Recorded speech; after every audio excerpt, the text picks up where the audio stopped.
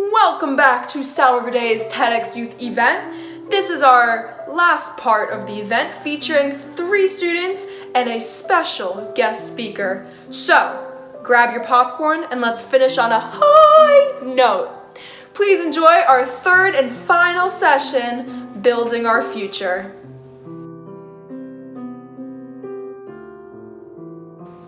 Give it up for sophomore Cheyenne Holler, who is no stranger to the TEDx stage and who will be discussing the importance of a balanced lifestyle.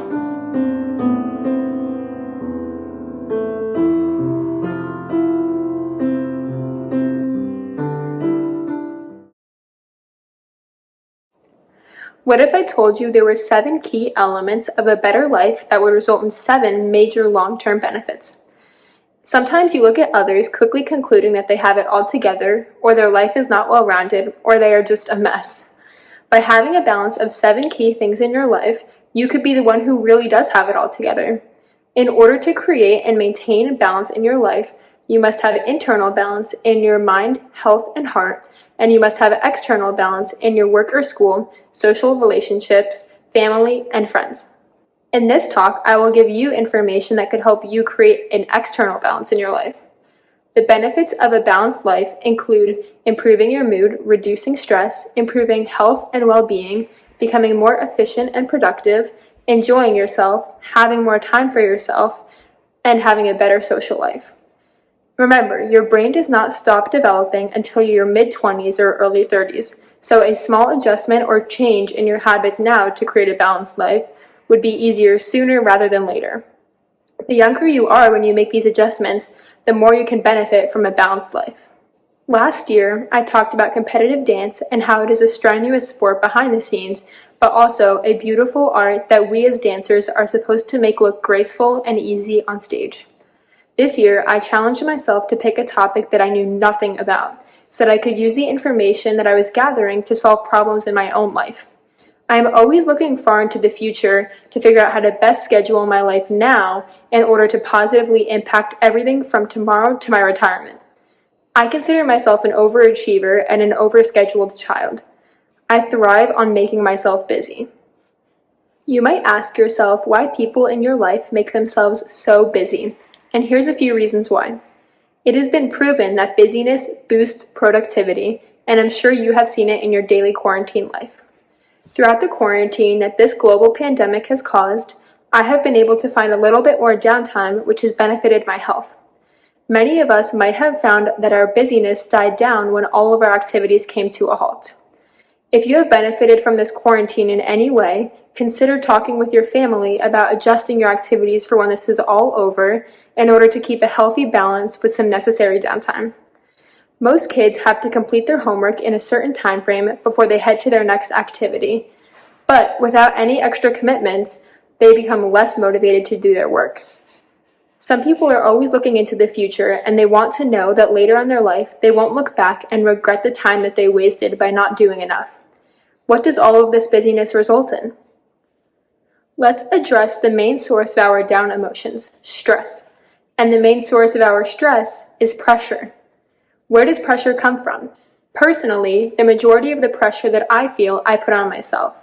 Many kids feel pressure from their parents, guardians, teachers, or coaches. Whether you are self-motivated or need that extra little push from another figure in your life, the amount of pressure that some kids feel now can be unbearable. A lot of high schoolers feel pressure coming from the simple thought of college or anything else in the future. Sometimes I feel that everything I'm doing now will determine the next 50 years of my life, and let me tell you, it's a really scary feeling. What you do now could potentially affect the rest of your life, and if that doesn't stress you out of your mind, the only thing that I can tell you is I'm insanely jealous of your talent. After this year, I will start planning for college. In college, I will look for internships, and after college comes the start of my career. After that, life just continues to speed up. Most high schoolers can agree that just the thought of college creates stress. In order to have an application unique enough to get you into the college of your choice, there's a good chance that you'll have to work hard in class, succeed in class, participate in extracurriculars, be involved in your school, and have something that no one else can offer. Sometimes pitching yourself as this extravagant candidate isn't even good enough for the admissions office. Expectations for children and teenagers have been set so high that it is negatively affecting our society. Think just a few years back to the 1980s. My dad always tells me stories about how he would be playing outside and his mom would have to call him and his siblings in for dinner. He said that they would come home from school after practice, help out with chores around the house, hang out with their neighbors, and play outside until their mother called them in for a dinner where the whole family would sit at the table at once. Sure, some of them participated in sports, and there was a little bit of homework now and then, but remember that parents begged for their children to come inside. Today, it's the opposite. Parents beg their children to take a walk outside, go for a run, or play an outdoor game. Rather than parents dragging their kids inside for dinner, parents are dragging their kids outside to get them off of their electronics. It is almost as if our world has flipped upside down since the moment that kids began to get addicted to screens. Screens have really affected the way that we do everything, especially our work. According to an article titled, "The Overscheduled Child, Is Being Busy Really So Bad?" there are alarming statistics showing that the average child spends more time on their screen than in school. This article also shows that many parents constantly wage war against screens, and too often, the screen wins. Our screens are a constant source of distraction, considering we always carry our phones around, and we are required to do a lot of our work in front of screens. We are also always getting notifications on our computers and phones that are sidetracking us. Teenagers could be doing work for school, and they get distracted by social media or an email about a sale. Soon enough, they are sucked into online shopping or binge watching their favorite Netflix show. Josh Gollin, executive director of a campaign for a commercial for childhood, stated, "For some children, having scheduled activities when screens are hard to resist can be hugely beneficial. But the ultimate goal should be to have a mix of activities and unscheduled downtime. It is important to let kids be a little bored and see what comes out of that boredom." An article titled "The Research-Tested Benefits of Breaks" stresses the importance of small breaks throughout the day for anyone from a kindergartner to a senior citizen. In a groundbreaking study from 2012, it was discovered by Mary Helen Amorito Yang and her colleagues that when your brain is in the state which it associates with taking a break or daydreaming, it is actually highly active with different regions and neuron paths lighting up than when you are actively focused. Yuki Terada, the author of this article, had a clear thesis which states there are more benefits to downtime than increased attention. It decreases stress, increases productivity, boosts brain function, and provides opportunities for children to learn social skills. As you can see, it is really important for people to have physical and mental breaks. It has also been proven that having an extracurricular in one's life is really beneficial to their health. A few of the benefits of extracurricular activities include physical and psychological safety, the development of goal setting, skill building, higher self-esteem, increased contribution to the community, creation of social opportunities, a sense of purpose, and a sense of potential. One benefit that really surprised me was that extracurricular activities actually improved the development of mathematical and verbal skills in younger children. Another development that is important is the development of relationships between children and adults that are not their parents. It is important for children to have adults that they can trust outside of the family in case they have problems that they are uncomfortable bringing up with their parents. Lastly, and most importantly, people who participate in extracurriculars have decreased rates of drug and alcohol use over time. Alvin Rosenfeld, a child and adult psychiatrist and the author of An Overscheduled Child, puts it perfectly by saying, "Enrichment activities are perfect. They add a lot to kids' lives. The problem is we have lost the ability to balance them with downtime and boring time." Activities outside of school and the family life are so important, but what is most important is the balance of them. Throughout all of my research, I have concluded a few things. Extracurriculars are necessary in a child or teenager's life because there are so many benefits that will benefit you for the rest of your life. Secondly, there is no such thing as an overscheduled child. The organization and consistency in a child's life will benefit them, while downtime often leads to unnecessary screen time and more of an opportunity to engage in drugs or alcohol. If you consider yourself an overscheduled child, consider yourself lucky, as others don't have the financial support or general access to these activities. For underscheduled people, it is much easier to add meaningful activities into your daily life. For overscheduled people, it is much harder to find downtime where your mind is not racing, going through lists of all the things that you should really be doing. But it is so important to find balance no matter where you are right now. I have also found that time management and the ability to prioritize are really important in our daily lives. Finally, I have learned that the thing that will benefit your life the most now and forever is balance. If you are like me and you see yourself as overscheduled, it is hard for you to fit everything in. I have learned that I need to strive for balance in my life by taking out unnecessary screen time, making room for my family and friends, taking a step back and acknowledging that there is a possibility of too much, making room for necessary downtime, being grateful for the gift of abundance rather than scarcity, and ultimately continuing to dream about the life which I am creating for myself now. I started my research as more of an academic exercise, but at some point I realized it was becoming more personal. I began to see that even though I liked my busy life, something was missing, and that thing was balance. Balance in your life will evolve and change as the things around you change. For me, striving to find balance in my life has definitely benefited me in the 7 ways that I brought up in the beginning of this talk. I have seen a lot of improvement in my mood, reduction in my stress, improvement in my health and well-being. I've become more efficient and productive. I've enjoyed myself. I've had a little bit more time for myself, and I've definitely had a better social life.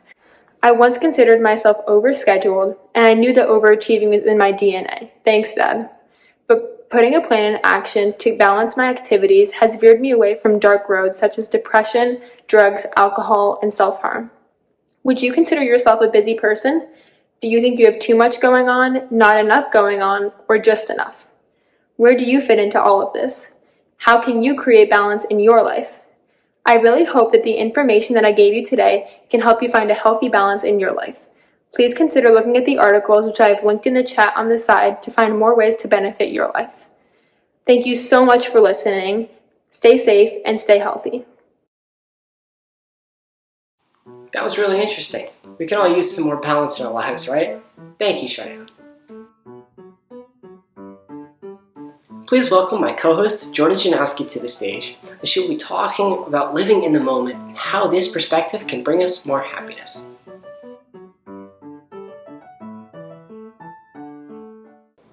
Have you ever been so determined to achieve a goal that you would sacrifice 4 months of the year to doing so?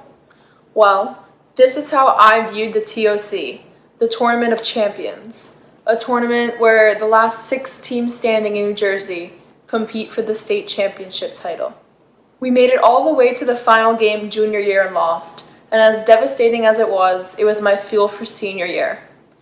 An underrated team with ambitious goals shocked the state each and every game we played, and we were slowly reaching the finish point to winning our first ever TOC title. However, my season was cut short and I didn't reach my goal, but that doesn't mean the entire season leading up to it was a waste. It is important to set goals to keep us driven to succeed and to create legacies we wish to leave behind, but that shouldn't come at the expense of overlooking the journey it took to get there. Without a goal, there is no process, but without the process, the goal is unachievable. We can only control the second it is now, so it is up to us to make the most of it. Now, I'm sure many of you are concerned with getting into a good college and have probably based an upcoming year's class schedule on what you think would appeal best to colleges. So, what's the point?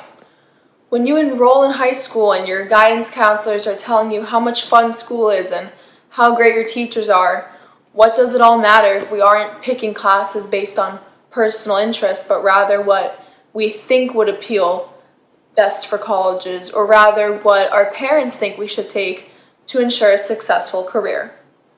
The first time I experienced this type of situation was my freshman year of high school when my friend and I were picking out elective classes.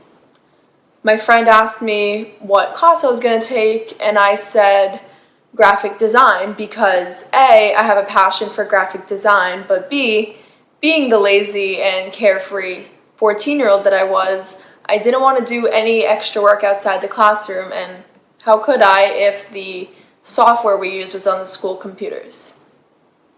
That's when my friend literally gasped and said, "How is graphic design ever going to help you in life? Colleges want to see you engage in debate and model UN, things that are actually relevant." I was stunned. This is when it hit me that kids as young as 14 or maybe even younger are so concerned with where they're going to be in a few years rather than now that they aren't picking classes based on personal interest. For some, the main focus of high school has shifted from making lifelong friendships, being mentored by wise teachers, and exploring new realms of study to making sure that each and every grade put into the gradebook will be beneficial towards college. You can't get time back.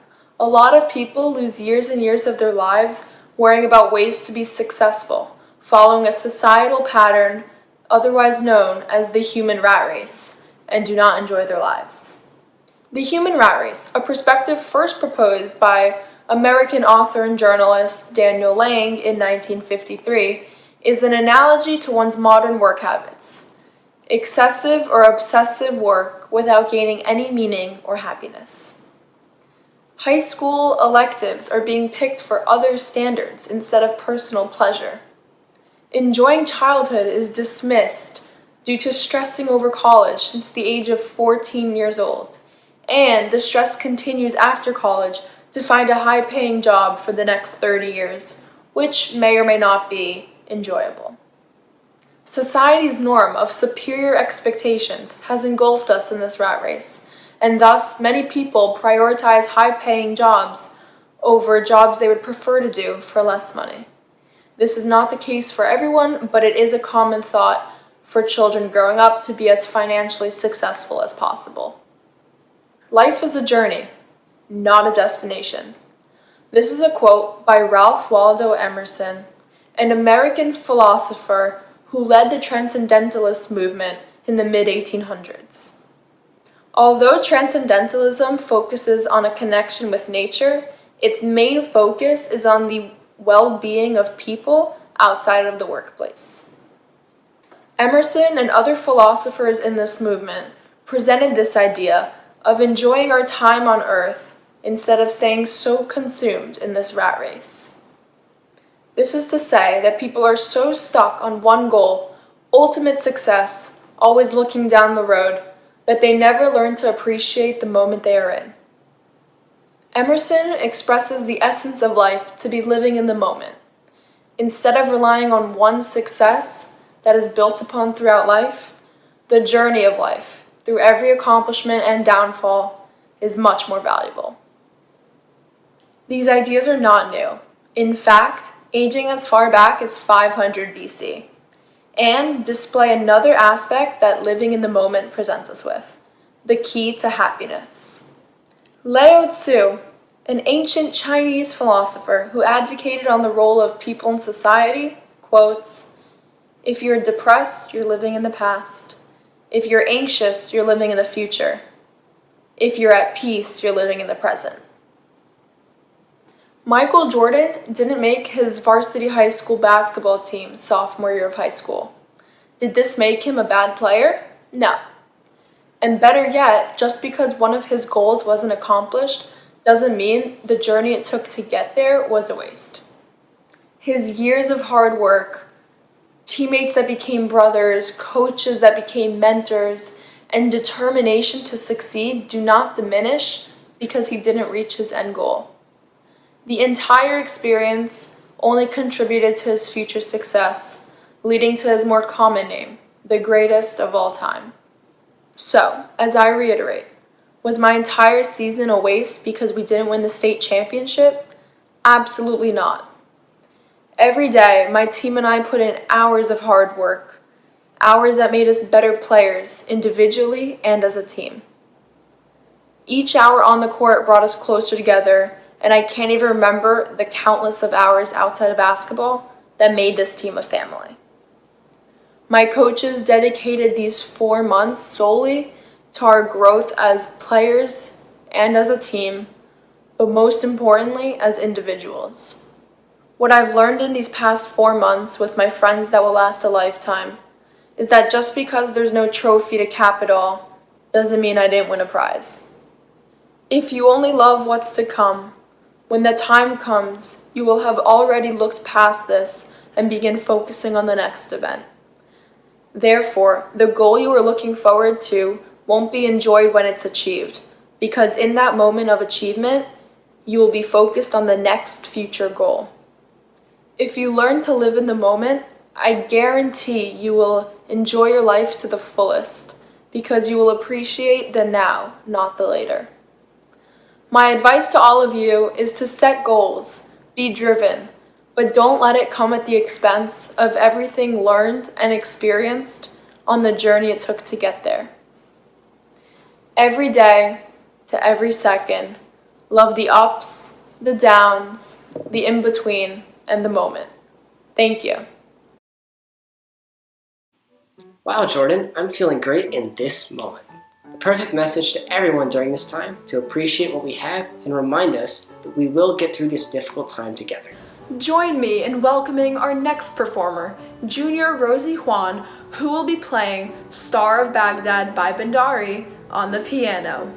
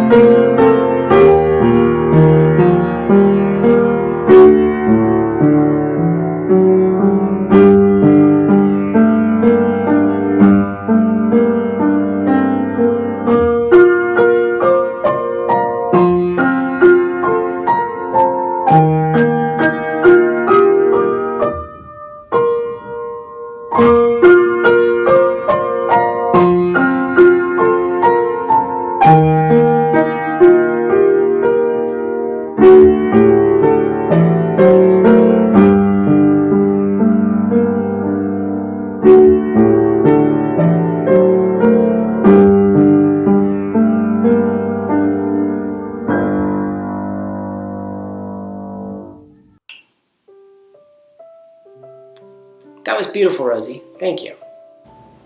Next up is sophomore Alanis Diaz discussing a controversial and hot topic, gun reform.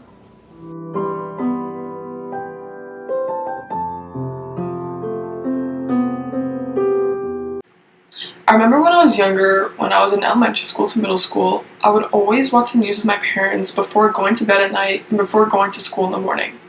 On the news, I would constantly hear about stabbings, homicides, shootouts, robbery and assault, or theft, and it always made me very sad and frustrated.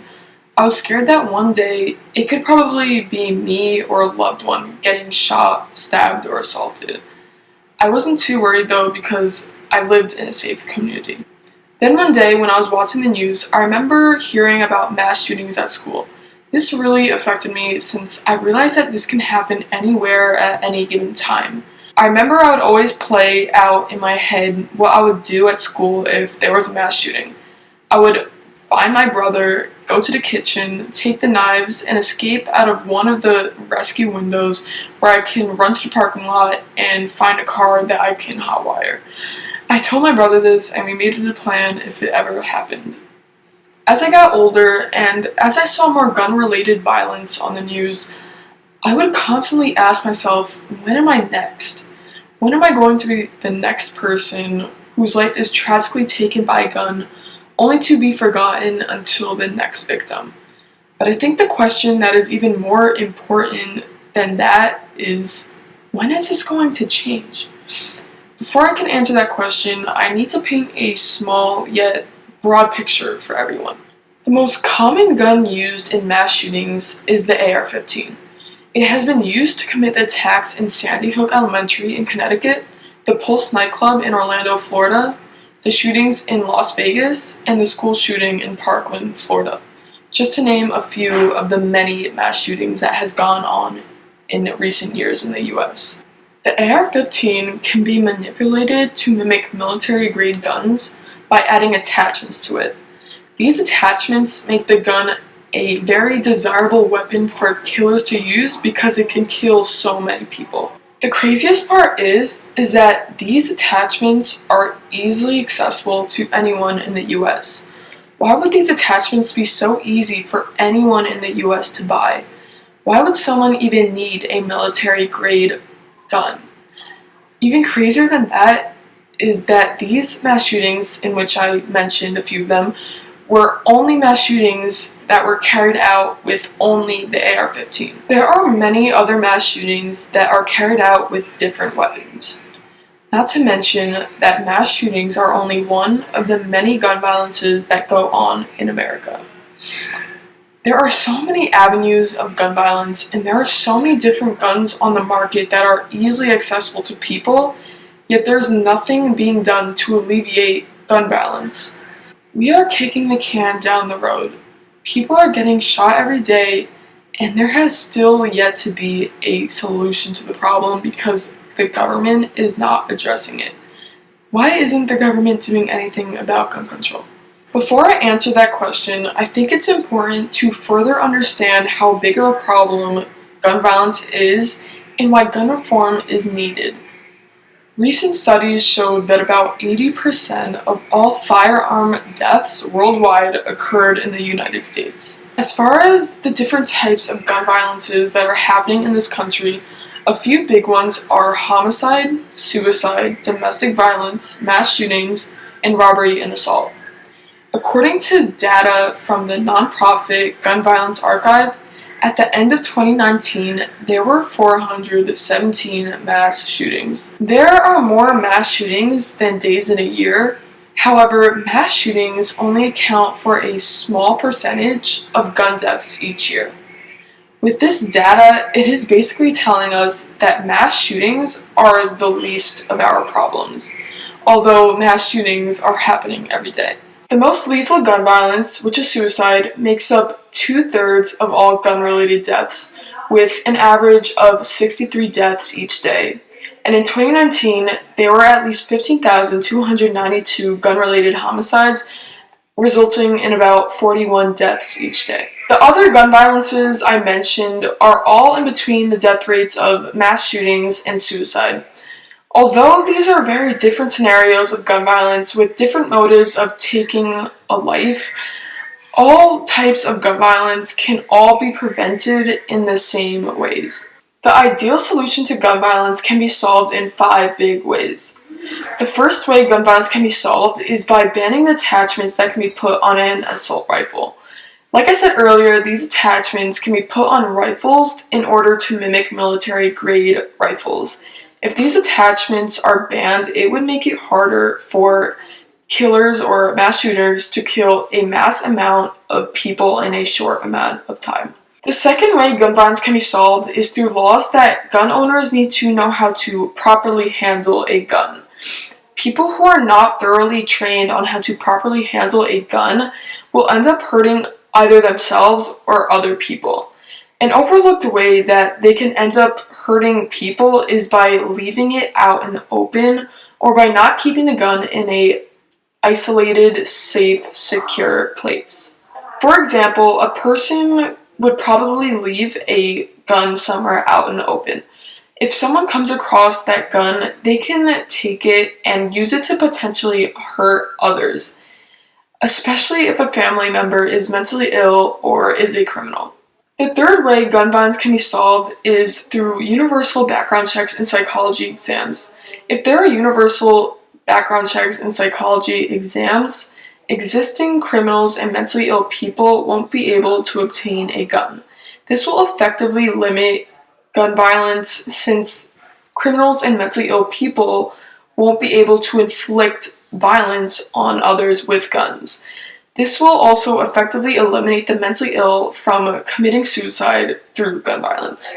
Furthermore, background checks of the potential gun owner can help to identify if there is a criminal or mentally ill person in the family. With this information, the gun owner will be able to be conscious of how he or she handles the gun at home. Research shows that keeping a firearm at home increases the risk of homicide by a factor of 3, and that more guns lead to more suicides. If the person knows how to handle a gun and keep it in an isolated, safe place, gun violence will decrease. The fourth way gun violence can be solved is by having uniform gun laws throughout the US. Considering that gun reform takes place, if there are uniform gun laws, every state would have the same consistent procedure in obtaining a gun, which means that the license would be legitimate. In 36 of the 50 states in America, there is no legal requirement for gun registration, no gun permit needed, and no gun license necessary to purchase and own a firearm, which means that anyone in the US can buy a gun, even if they don't have the best intentions. If gun laws are consistent throughout the US, this will ensure that every gun owner is legitimate. The fifth way gun violence can be solved is by fixing modern policing. There are many police officers who are racist or even become a cop to become a criminal. If psychology exams or simulations are done, this can weed out any of the police officers who pose a threat to society. To add on to that, the education that these police officers receive should be better in order to approach certain situations differently. For example, a Cleveland police officer shot and killed a 12-year-old boy named Tamir Rice because he was playing with a toy gun in a park. Although the kid pointed a toy gun that was painted black at the police officer, if the police officer was able to survey the area better rather than just pull up and shoot the kid, the outcome would have been different, and maybe Tamir Rice would still be living today. Although these ideas can help reduce gun violence in America, these solutions won't fix themselves because there's a bigger problem. Many people here in America think that the issue of gun control is something that can be easily fixed. However, gun control is a tough topic to be solved since there are many obstacles in the way. To answer the question I posed before about why the government hasn't done anything about gun violence is because politicians are lobbied by gun manufacturers, which means that they don't want gun reform because gun reform would make it harder to buy guns, which would ultimately lose money for the gun manufacturers. For example, if there were background checks, these background checks would decrease profit in two big ways. Background checks would be able to identify mentally ill people and criminals. Because of this information, they won't give the guns to them and sales would go down. And the second way is that without criminals and mentally ill people posing a threat to society, this would decrease the demand for people to own guns for self-protection, therefore cutting off more sales. These gun manufacturers are not protecting the people of America. They are doing whatever they can possibly do so they can get as much profit as they possibly can. They care more about money than people's lives. Moreover, there has been controversy that the Second Amendment conflicts with gun control. However, they can coexist. The Second Amendment says that we have a right to bear arms because it is necessary to the security of a free state. Simply put, people can own guns because it is necessary for self-protection. However, not all people who own guns have that same motive. Long story short, there is not a simple answer to the problem of gun violence in this country. After much thought about what we can do to not become victims of gun violence, I came up with one simple thing we can do to save ourselves. All we have to do is be proactive. One way we can be proactive is by developing a run, hide, fight mentality, which will help you already make a decision so that when a crisis hits, all you have to do is act. If you can identify your surroundings, such as entrances, exits, windows, planters, walls, or pillars, this information can help you know what to do if an active shooter walks through that door. By identifying exits, entrances, and windows, you can have a plan as to where you will run. By identifying planters, pillars, and walls, you can use that as possible cover from bullets. With that being said, we need to be proactive not just in the moment of a shooting, but actively in peaceful protests and by writing to and supporting those in power who can make change possible. We need to be serious about voting in politicians who are committed to gun reform and who are willing to change the laws. Only when we choose people to run the government who put lives before guns will our country become safer. Think about it like this. We are all just waiting for the next victim to get shot. It could be you, it could be your mother, it could be your friend, it could be your grandfather, it could be your brother, heck, it could be your whole family.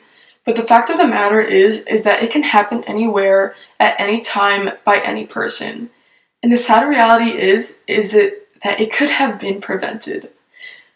But the constant inaction of gun reform by the government will only lead to more gun-related deaths.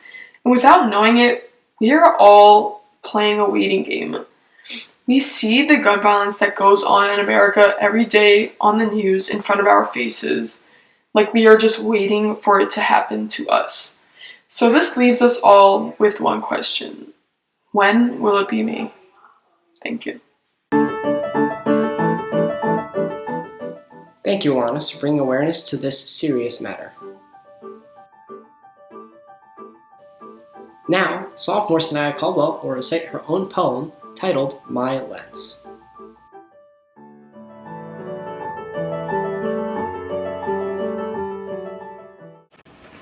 Hi, I'm Sanaya Caldwell, and I'll be reading a poem I wrote called My Lens. My sophomore year started off great. Actually, 5 stars is what it would rate. Then basketball ended, and campus closed, all because COVID-19 arose. Now my vision for 2020 is one I couldn't envision. So many new things, so many decisions. Changing our daily habits, having made some envisions, but what's important now is to thank the workers and my teachers too. Can't say it enough, really appreciate all that you do. Now more than ever, even with the new provisions, you'll forever play a part of my new 2020 vision. So beautiful, Sanaya. Thank you for sharing. Let's give a warm welcome to our next speaker, an 8th grader who will be discussing the benefits of lucid dreaming. Isabella Weber, everyone.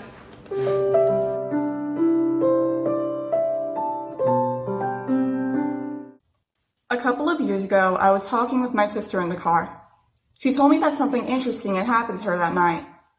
She talked about how she was able to control her dream while she was asleep. I didn't pay much attention to this, and I forgot about the conversation as time passed. A few days later, I found myself inside of a nightmare. I was being chased by a snow lion, but I was running extremely slow. This terrified me, and I knew that if I didn't do something soon, I would undoubtedly be attacked by the lion. I kept running until I reached a cliff. Then suddenly, I remembered the conversation with my sister. I realized that this was a dream because there was no way that I would encounter a snow lion in my regular life. As the lion approached me, I jumped off of the cliff and wished for myself to fly away. I was then hit with an incredible feeling. Everything in the dream looked very realistic, and I could feel myself floating into the sky. This feeling shocked me so much so that I woke up. For the very first time in my life, I had experienced something called lucid dreaming. Lucid dreaming is a state in which you know that you are dreaming. This allows you to gain control over your surroundings in the dream. Lucid dreaming occurs during rapid eye movement sleep, also known as REM sleep. During REM sleep, your heart rate, breathing, and eye movements quicken. You have more intense dreams, such as lucid dreams, during REM sleep because your brain is more active. Multiple studies have shown that approximately 50% of people have had a lucid dream at least once in their lives, although only 20% of people have a lucid dream at least once per month. With different exercises, you can effectively train yourself to lucid dream. For example, by following a good sleep schedule, avoiding electronics before bed, and exercising daily, you can obtain more REM sleep. These exercises will higher the quality of your sleep and give you more chances to become lucid in a dream. You should also periodically throughout the day examine your surroundings and make sure that you are not in a dream. For example, you can check the time or try turning the lights on and off. This will eventually lead to you examining your surroundings inside of a dream. In a dream, the time will keep changing and you won't be able to turn the lights off. This will make you realize that you are in a dream and effectively give you control over it. Another good way to start lucid dreaming is to keep a journal of your dreams. This will help you recognize patterns in your dreams, and once you see the pattern again, you will know that you are asleep. Although there are many ways to become lucid in a dream, you might ask yourself, why would I want to spend time on this? Why would I want to start lucid dreaming? I mention this because there is so much more to lucid dreaming than there is on the surface. Lucid dreaming can lead to benefits in many different areas of your life. Like in the story aforementioned, lucid dreams are well known for stopping nightmares. More than 2/3 of the entire world population has had a traumatic experience, of which recurring nightmares is a common symptom. Recurring nightmares also affect people with stress, anxiety, depression, or PTSD. A handful of studies show that using lucid dreaming in nightmare therapy can effectively either remove or reduce the amount of nightmares patients have each night.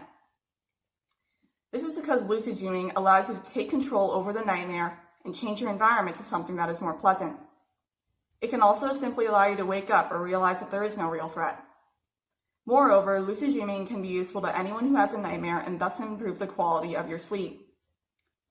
Lucid dreaming can also be used to improve your skills in real life.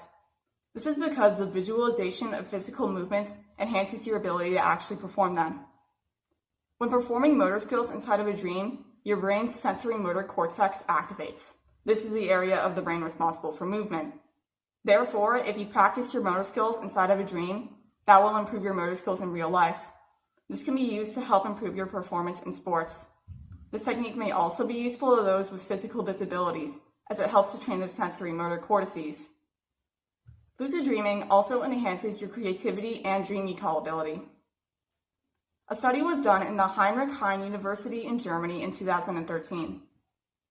The objective was to establish the relation between creativity, dream recall, and lucid dreaming. Of the 334 participants who took the tests, the ones who had lucid dreams performed significantly higher on the section of the test that measures creativity. These people also reported a better frequency of dream recall. This test shows how lucid dreaming can lead to better dream recall and innovative abilities. Many famous people had inspirational dreams which led to different discoveries and creations. For example, Albert Einstein had an inspirational dream which led to one of his famous theories. The tunes of the song Yesterday from the Beatles also came to Paul McCartney in a dream. Since lucid dreams enhance your dream clarity, you can potentially be inspired to create from them. This way, you can be able to create things both in your dreams and in real life. Studies have shown that we sleep for 1/3 of our lives in order to maintain proper rest. Why should we waste that time doing nothing but lying in bed? Why should we have to be at the hands of nightmares whenever we get stressed? And why should we not control this time in order to improve both our dreams and waking life? Now that we are all stuck at home in quarantine, now is the perfect time to learn how to lucid dream. Doing so will give you something to look forward to during the day and potentially help you emotionally through these harsh times. Think about this as you continue through the rest of your lives. Will you waste 1/3 of your life, or will you take control and enhance that time through lucid dreaming?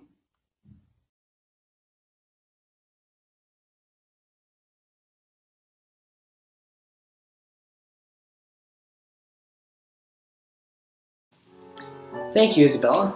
Lucid dreams are certainly incredible. I hope we all sleep well tonight. For our next performer, you have already heard her talk about what it means to be a good person, but here she is again performing. Natalie Janowski singing Vienna by Billy Joel.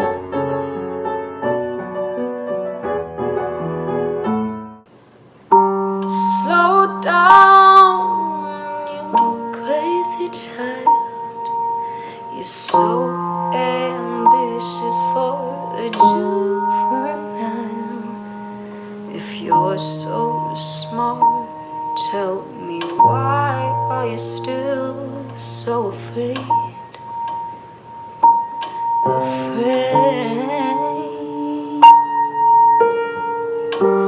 Where's the fire? What's the hurry about? You better cool it off until you burn it out. You got so much to do and only so many hours in a day.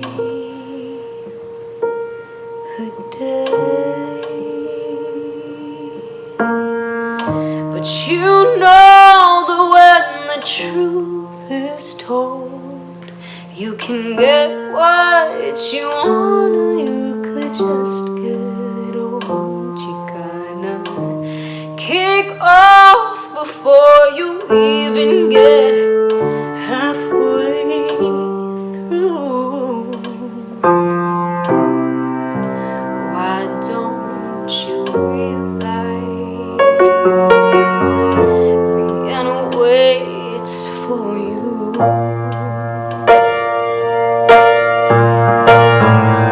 Slow down, you're doing fine. You can't be everything you wanna be before your time. Oh, it's so romantic on the borderline tonight. Too bad it's the life you lead. You're so ahead of yourself that you forgot what you need. Though you can see when you're wrong, I know you can't always see when you're right. You're right. You got your passion, you got your pride, and don't you know that only fools are satisfied? It's alright, you can't afford to lose a day or two. Why don't you realize Vienna waits for you? But you know that when the truth is told, that you can get what you want, or you can just get old. It's alright, you can't afford to lose a day or two. That was absolutely amazing. Thank you, Natalie.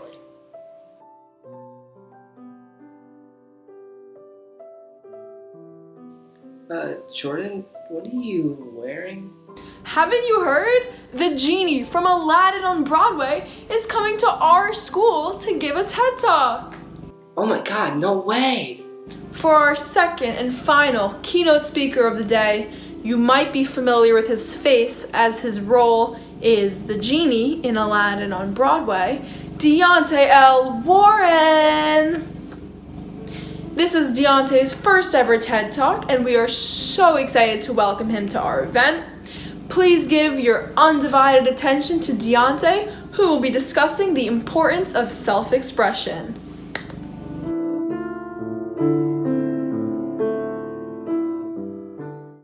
Hi. The very first thing I did to prepare for this talk was to ask family members to describe me as a kid. My mom, let's start with mom, described me as having this big, infectious smile, which I think I still have. It's big and toothy, gaps and all. She also described me as constantly singing and dancing. Other family members said I was loud, playful, joyful, hardworking, overachieving. And while I'd like to think a lot of those traits were and still are true, I've also come to the realization that I figured out pretty early on that those were the traits that were deemed most acceptable. Those were the things that were most celebrated. So that's what I allowed people to see. Growing up in the South, in a Black family, and being a softer gay boy was extremely confusing. I was constantly surrounded by family and friends, a lot of love. But I always felt alone, which is an experience that was carried well into my adulthood. What I mean by that is I figured out that if I could be otherwise perfect, then maybe I was deserving of that love. Maybe I wasn't doomed to hell. Maybe I wasn't an abomination like everything I'd ever learned taught me. And it worked for a while. I also loved going to church. Church is where I discovered my love of music. When I was singing, I felt like I was right where God meant me to be. I've felt like that for as long as I can remember. But growing up in a Southern Baptist Black church, which is the pillar of Black American culture, the very worst thing you can be is a man who is interested in other men. It's the age-old struggle. I love God, I love my family, I love my church, but there is no way they can love me because of this thing inside of me that is becoming more and more impossible to ignore as I age. And it's not just about being gay, it's everything that comes along with it. All the stereotypes, how you walk, how you talk, how you dress, how you deal with your emotions, all of it is under constant scrutiny, and everybody's trying to change it all. But let's be honest, I know that everyone in my life was just trying to best prepare me to live in this world. They were doing everything in their power to set me up for success by teaching me our society's shared norms, values, beliefs, and behaviors. This is the way every child learns.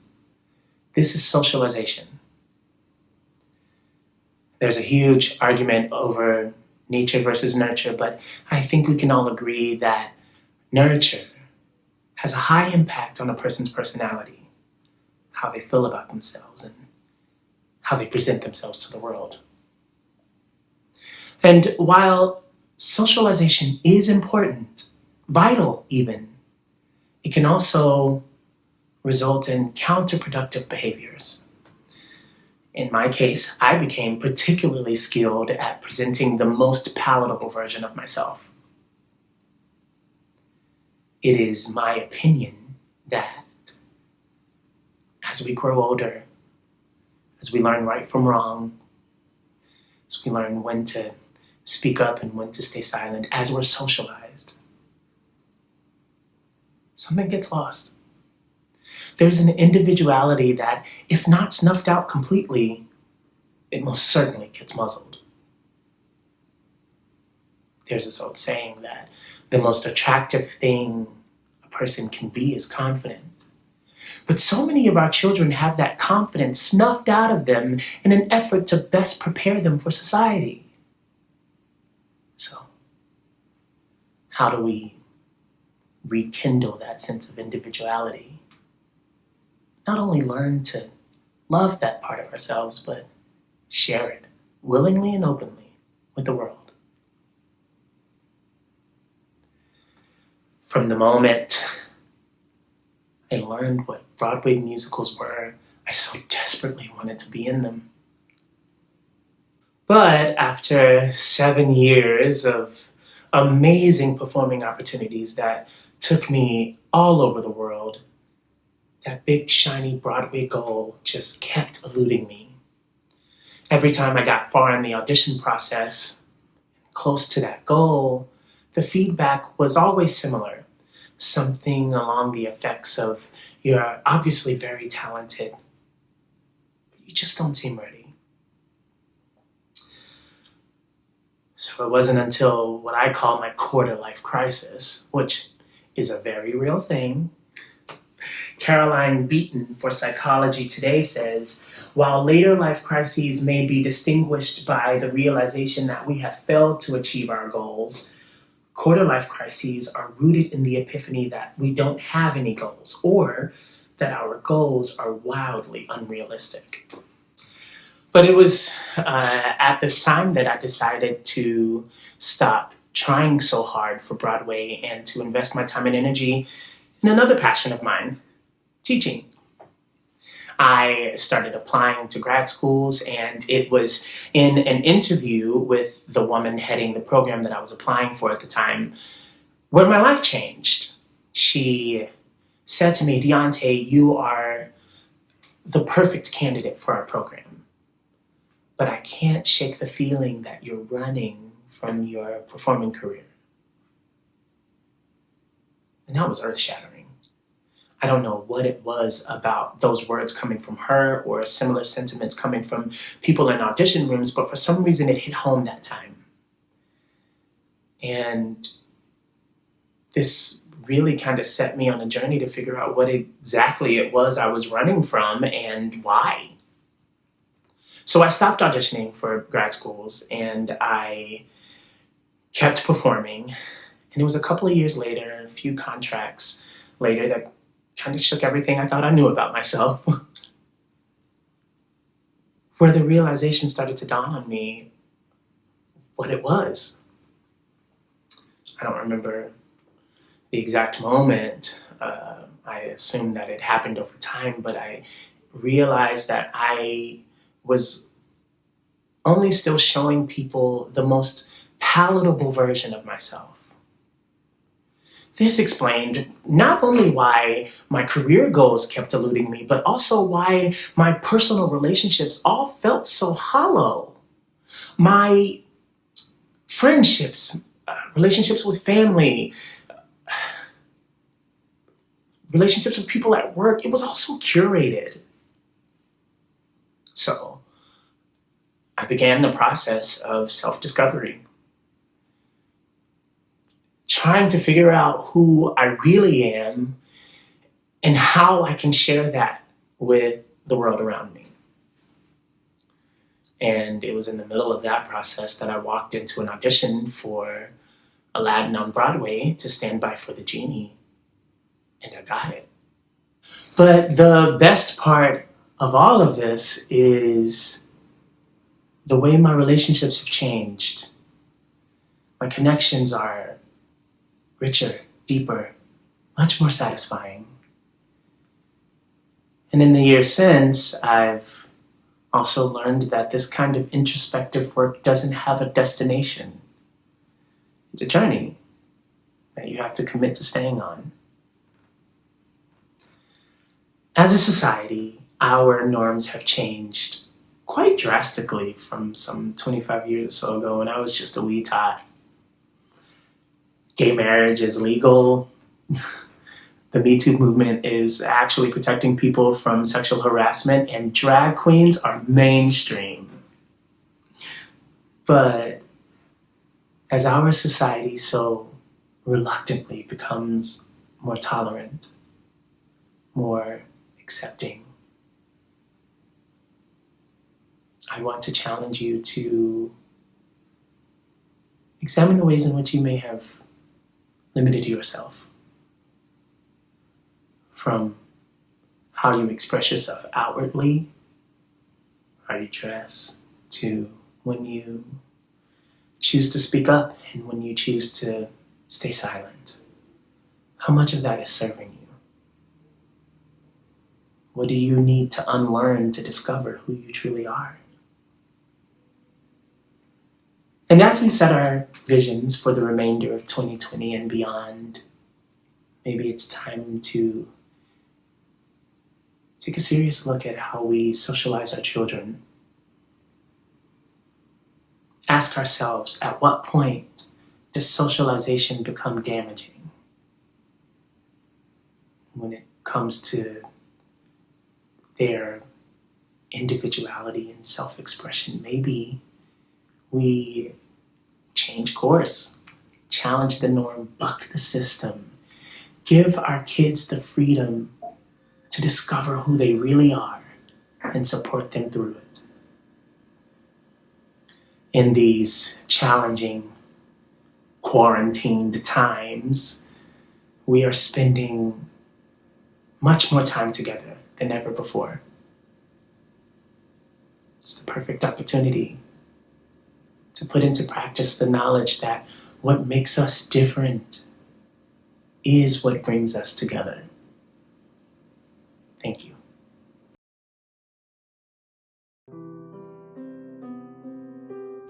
Thank you so much, Deontay.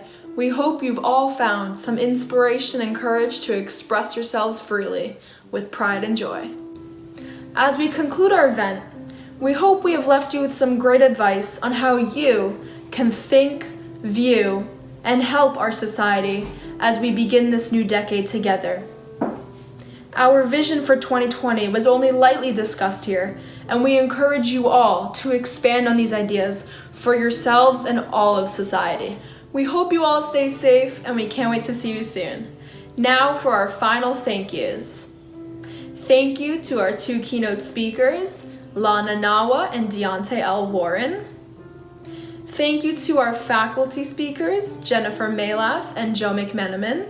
Thank you to our student speakers, Alice Shu, Brandon Tucker, Cheyenne Holler, Natalie Janowski, Eli Weininger, Jesslyn Savage, and Alanis Diaz.